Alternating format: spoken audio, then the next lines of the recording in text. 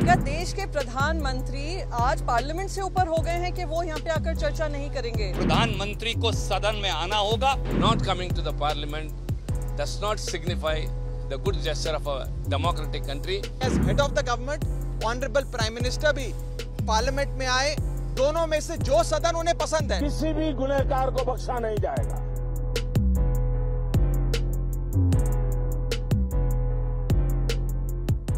मोदी सरकार मणिपुर से प्रतिशोध ले रही है, बदला ले रही है।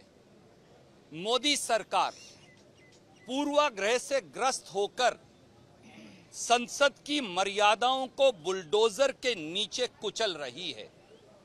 मोदी सरकार ने यह निर्णय ले लिया है कि उन्हें मणिपुर के लोगों के साथ साथ मणिपुर शब्द से नफरत है। इसीलिए अब पिछले 8 से 9 दिन से संसद में मणिपुर शब्द पर चर्चा होने का नाम ही नहीं लिया जा रहा। इंडिया के 68 सदस्यों ने लिखकर रूल 267 के अंदर एक नोटिस दिया कि सब कार्य सस्पेंड कर, मणिपुर में जो कत्लो गैरत हो रही है, भाई को भाई से लड़वाया जा रहा है, कानून व्यवस्था टूट चुकी है, संविधान का शासन कुचल दिया गया है। खुद भारतीय जनता पार्टी के विधायक मान रहे हैं कि मुख्यमंत्री के संरक्षण में वहां स्टेट स्पॉन्सर्ड हिंसा हो रही है और बहुत पहले वहां की भाजपा सरकार को बर्खास्त कर दिया जाना चाहिए था, परंतु प्रधानमंत्री मोदी के संरक्षण में ये सारा माहौल फैल रहा है।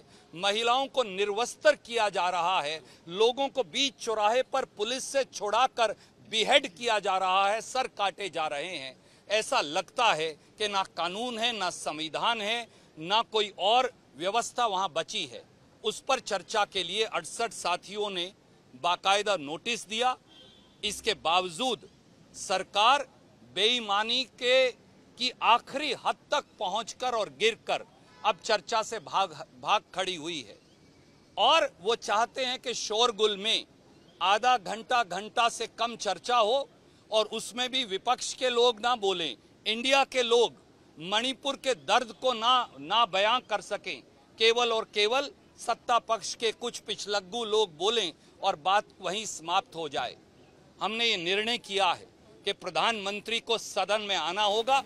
प्रधानमंत्री को मणिपुर के लोगों से क्षमा मांगकर मणिपुर को किस प्रकार से राहत देंगे, मरहम किस प्रकार से लगेगी, भारत मां का सीना जो छलनी हुआ है उस पर किस प्रकार से आप मरहम लगाएंगे, इसकी चर्चा करनी होगी। तब तक इंडिया के सारे मित्र दल मिलकर इस देश की आवाज उठाते रहेंगे। The logjam that is prevailing in the parliament for the past 8 days is not because of the opposition parties as is being focused outside. The issue is Manipur incident. For the past 3 months, Manipur is under unrest. 150 people have been killed, thousands have been injured and nearly 75,000 are displaced. A team of 21 members of parliament from the opposition went there in person and studied the situation and have come back. We won't have an extensive debate in the parliament. So it cannot be under a rule which gives allots with 2.5 hours and just is another discussion. We have had too many short duration discussions in the past. After our deliberations, the ministers do reply or do not reply. It is up to their convenience. So we don't want to belittle this serious issue into a very minor debate.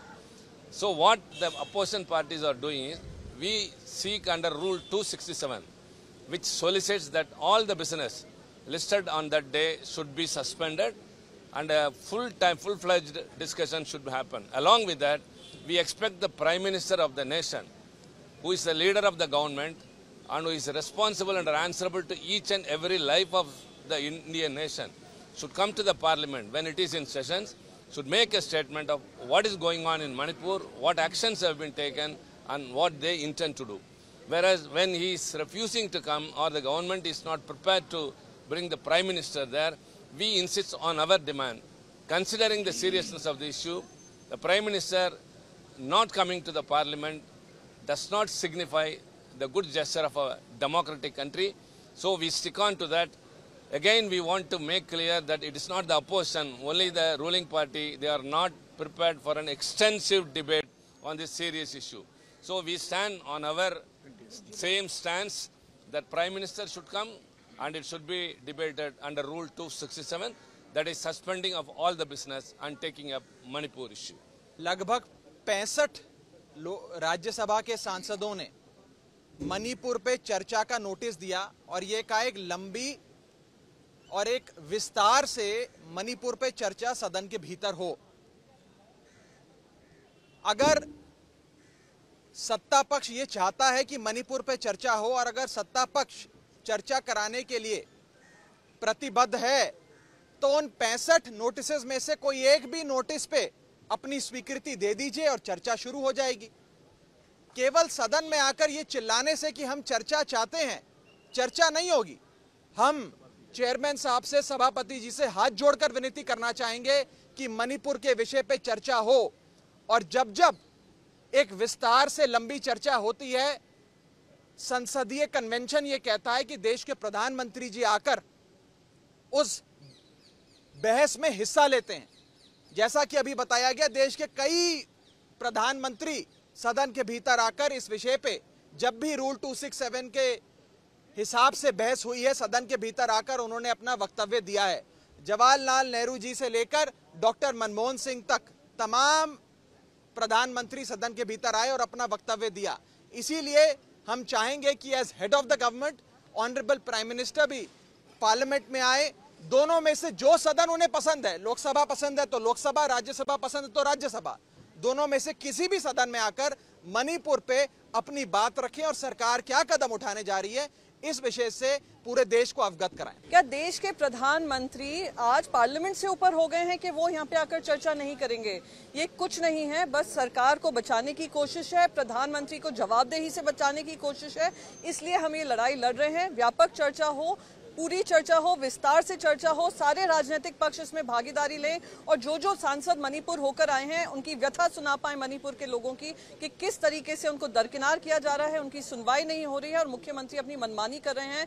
Dhritarashtra की तरह मुख्यमंत्री और प्रधानमंत्री ने अपने आंखों में पट्टी बांधी हुई है। यही हमारा पूरा आर्ग्यूमेंट है।